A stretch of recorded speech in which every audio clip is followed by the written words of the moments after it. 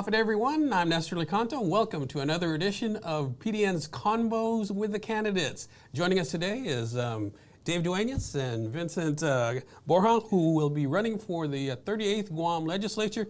We did a little toss, and Dave, you're going to start off and introduce yourself to the camera. Where's the money? You said I won. Okay. Start off? Yeah, please, introduce yourself. Day, I'm Dave Duenas, candidate for the 38th Guam Legislature, number 2 on the Democratic side of the ballot. And I'm really excited about it. You know, we're, 18 days, 17 days away from the general election. Early voting has started, and that's good. I think it was, the last I heard, 1,400 voters already, and counting, have already voted. And luckily, some of them voted for me. So I know that because they text me, Dave, I voted. I said, oh, great. And I voted for you. I said, fantastic. Keep it up. Spread the word. Really excited. I'm originally from Sinahanya, currently residing in Dedido. 5 children. Lost count on how many grand, but got a few grandchildren as well. This is not my first time running, and people ask me, why you keep running? I said, because I'm not a quitter. Not a quitter. I know candidates that ran in the past, and they ran one time, and that was it. They quit. And I asked them, why? Well, because the voters didn't want me, so I quit. I said, how about you, Dave? You run all the time. Why? I said, because I'm not a quitter. I'm not like you. Anyway, that's why I'm running. You know, I want to make a difference. I want to be part of the solution and not the problem. And the most common question I get, why are you running? I'm fed up. Okay. Plain and simple. I'm just fed up with the current state of Guam. You know, our economy is... All right, let me just interrupt you there because Sure. I got to get Vince in here to introduce himself. Go ahead, Vince. Afternoon, Guam. My name is Vincent Borja. I'm originally from Manila, but I grew up in Dedido, like later part of my life, from middle school to high school. I joined the military, got out, came back home, got my degree at the University of Guam in business. I worked for corporate America for a little bit after I graduated with my bachelor's, got my master's degree. And then I moved back home. I taught at the University of Guam as a adjunct professor in business, and then left that. I run I'm a small business owner, so I do a lot of digital marketing on the side, mostly stateside is where my clients are, and then I teach U.S. government at Notre Dame High School during the day here. But yeah, you know, I think like most new to and running for who are not incumbents, you know, the reason I threw my hat in the ring is, you know, there really is a need for a change in the direction of where Guam is going, and we definitely need, you know, with you have a lot of the same names and faces in the Guam legislature, and I think it's time for Guam to try something new. So hopefully, you know. The voters of Guam will give me an opportunity to serve them in the 38th Guam legislature. All right. So, Dave, our format has been, you know, we give the candidates an opportunity to talk about what's important to them and how they would address it should they make it into the 38th Guam legislature. And let's start with your top issue. What do you think? What will you tackle first? It changes depending on current what's happening. And so I've decided what I would tackle almost immediately is the Chamorro Land Trust and the awarding of property to individuals that have waited years, if not a couple of decades, to get their property. And, you know, the biggest hurdle that I hear and I know about with the Chamorro Land Trust, excuse me, is there's no infrastructure in the property. They don't have the money. And as you probably know, being in the media, we've been having surpluses almost every single quarter for the last year. Matter of fact, we have a surplus right now. I think it's like 10 million, I think. Anyway, what I would love to do in tackling the Chamorro Land Trust and getting that up and running and start awarding people property, since we have a surplus, every quarter, and it looks like it's going to continue for the near future, is take a small percentage of the surplus revenues and apply it to the Chamorro Land Trust to get people their infrastructure, water, power, and sewer hookups, which the government has failed to provide for decades, years, up to this very day. So that's what I would like to do immediately. All right, Vince, what's your top issue that you want to tackle? You know, for me, it's education. You know, my wife is an educator. Most of our family members are educators. But the bigger thing in tying with education is, you know, the crime and drugs that is rampant in our community, which, you know, again, through ensuring that we have good, adequate education, and teachers have their, what they need to do their jobs. It'll definitely help, in the long term. When you look at like long-term solution, is that we fix the education system, because they're like our first, our first line in connecting with these kids that eventually end up, on the streets or end up on drugs. So education and definitely the drugs. And by doing that, I think one of the biggest things, is obviously, yes, continue to, give them the funding they need to keep the schools maintained, but definitely give them the funding that they need to give teachers the right, so the teachers have the resources to do their job and to do their job well. We spend thousands of dollars, and of our personal money. My wife as an educator, her sisters are all teachers as well and principals, and thousands of dollars a year is just one, like, to paint their classrooms, to buy things that they need for their students. And so definitely continue to fight to give teachers more, better, and give the education department more funding for resources for teachers. Underfunding has been the story with the Department of Education and also the hospital. Dave, a second issue. Second issue. You touched on it briefly, education. Education, as you know, you touched it as well on it, underfunding. Education, everything's underfunded. The legislature will be convening an emergency session come Monday to address that, because they underfunded GDOE, the hospital, of course, public safety. I mean, they're all underfunded. So education is a major issue. Schools didn't start in time. Excuse me. Our kids are they being afforded a adequate education? My opinion, no. Just recently, GDOE came out and said, we're asking parents to come out and help cut the grass, plus supply the gas. I was like, what? They do have contracts at one point to address that, but now, and most parents, like myself and Vince included, we would gladly help. But, for a job that is supposed to be taken care of by GDOE themselves, cutting the grass, whether it be through a contractor, but now asking for the parents to not only volunteer their time, but also supply the gas for the lawnmowers. I think that's absurd. Anyway, the underfunding of the schools, the not opening in time, the issue is they can throw the money to GDOE every time, but it ain't going to help if there's no money for maintenance. Maintenance has been historically the major issue with government at Guam as a whole in every aspect. Okay. I'm going to move it over to Vince once again. Go ahead. Vince, you got a second issue that you'd address if you make it into the 38. Definitely, I think the next thing would be the economy. As much as the government has excess, right? We all know that a lot of that has come from the federal funding that is going to eventually run out.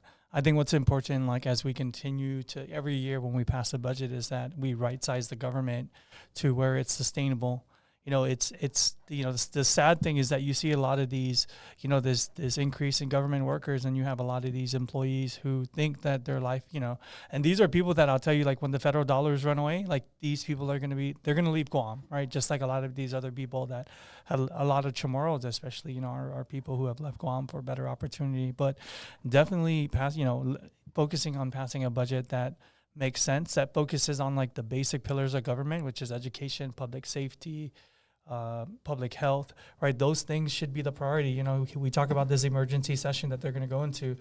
Those things should have been taken care of when they passed the original budget, and then all these not, you know, nice to have, or all these other special programs or pet projects that they call them when they debate them, is those are the things that they should be discussing this Monday, not basic things that the government is supposed to provide. So definitely right-sizing the government by passing a common sense budget.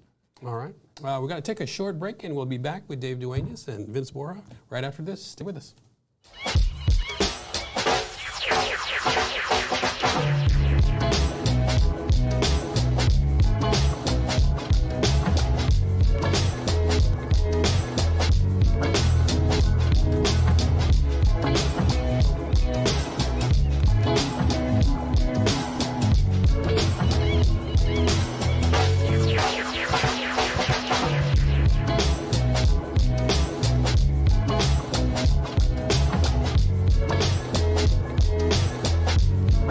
Welcome back, everyone, to PDN's Convos with the candidates. Vince Borja and Dave Duenas here, candidates for the 38th Guam Legislature.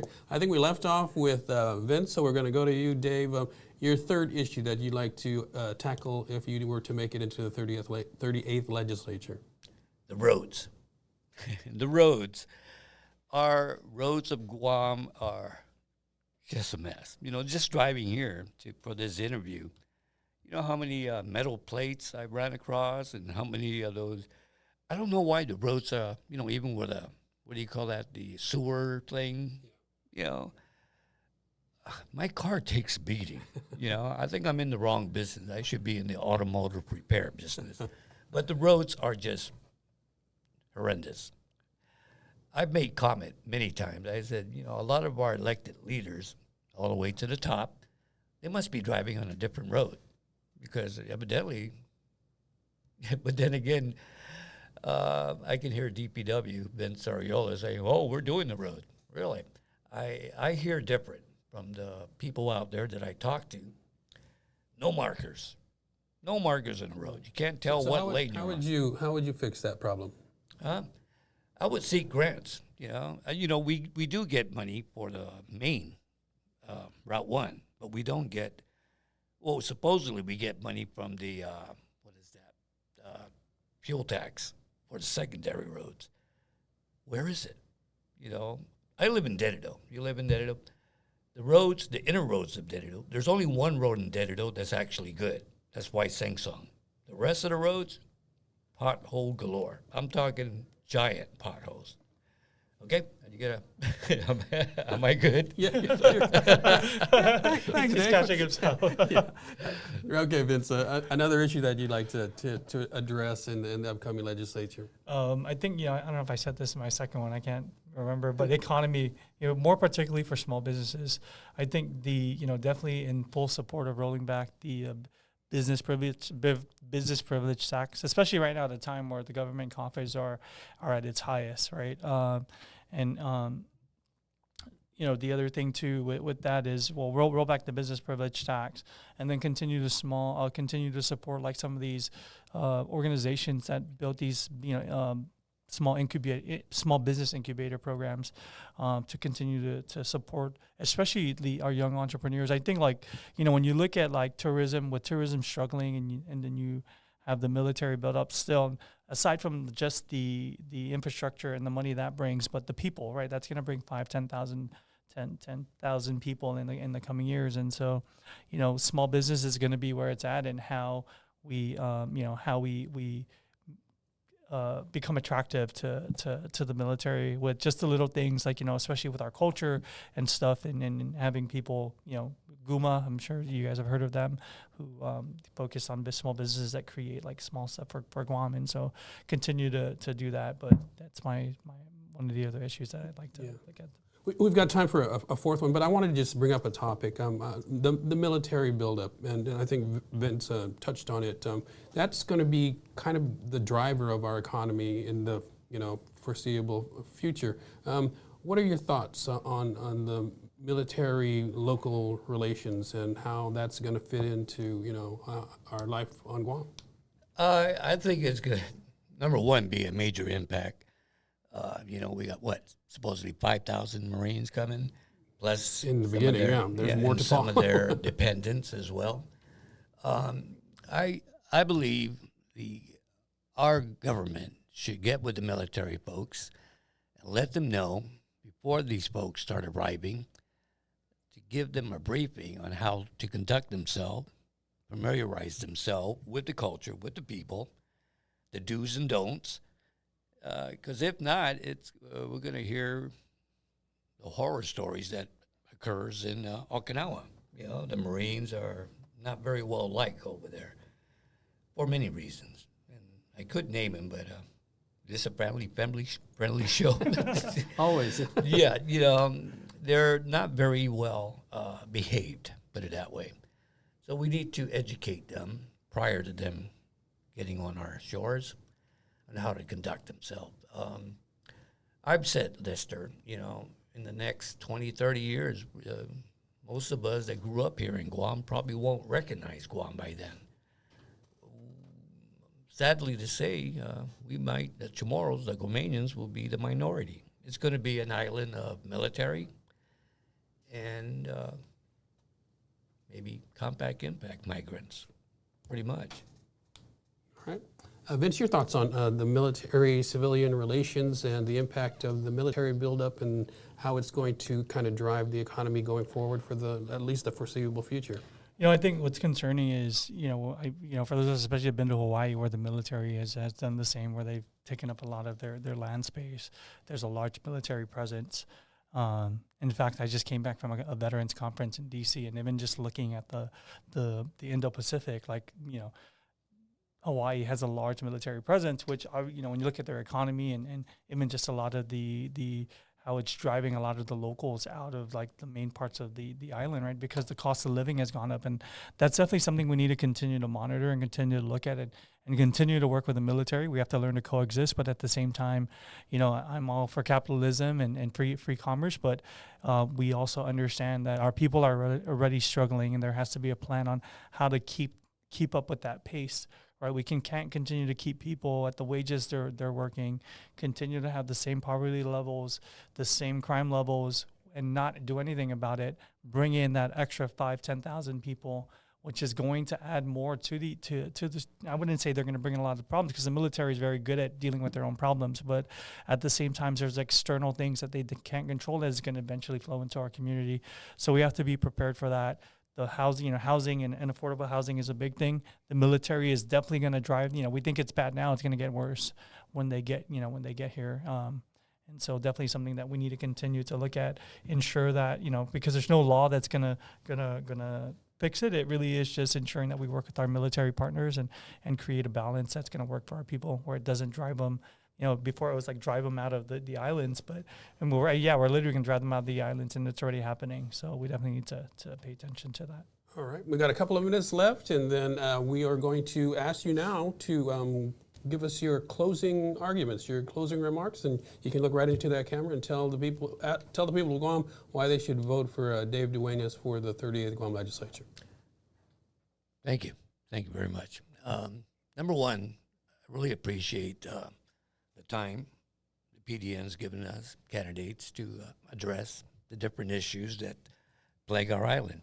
And I would really love to get in there, and again, I mentioned it earlier in our conversation, to be a part of the solution and not part of the problem. Sitting across the table here with Vince, I can already tell, if someone like Vince, a lot of your ideas and thoughts is just right in line with mine. I can work with someone like that. As the way the current and the past legislatures, 37, 36, you can go all the way back almost forever, that has not been how our legislators have been conducting themselves. It's all about party this, party that, When you get into office, put your party at home. Leave it at home. You're now representing the people of Guam, regardless of who introduces the bill. If it's a good bill, there's a funding source for the bill, and not every bill is perfect. That's why they have discussions on the floor. they have amendments to the amendment, to the amendment, to the amendment. Then it comes out to be eventually, hopefully, a better bill. But even then, Okay. oops. We got to wrap you up because I got to give Vince some more time. Vince, All right, love it. your closing arguments. Why should folks vote for you for the 38th Guam Legislature? All right, thanks, Esther, for having me. Thank you, PDN. Again, people of Guam, my name is Vince Borja. I'm number 4 on the Republican side. Nothing special. Son of Guam, born and raised here. I love Guam. We have kids, here. We want them to stay and live on Guam as well. And so on November 5th, I'm asking you to give me an opportunity to serve in the 38th Guam Legislature and move Guam in a different direction. In closing, I just want to say if you think about just where you are today in life, do you think you're safe? Do you think your life has gotten better? If not, then it's time to try something different. And I'm offering you a different choice. Dave Duenas here is doing the same as well. But again, my name is Vincent Borja, number 4 on the Republican side, and I ask for your vote this election. Thank you. All right. Vince Borja, David Duenas, candidates for the 38th Guam Legislature. I'm Nestor Lecanto. Thank you for watching PDN's Convos with the Candidates. We'll see you next time.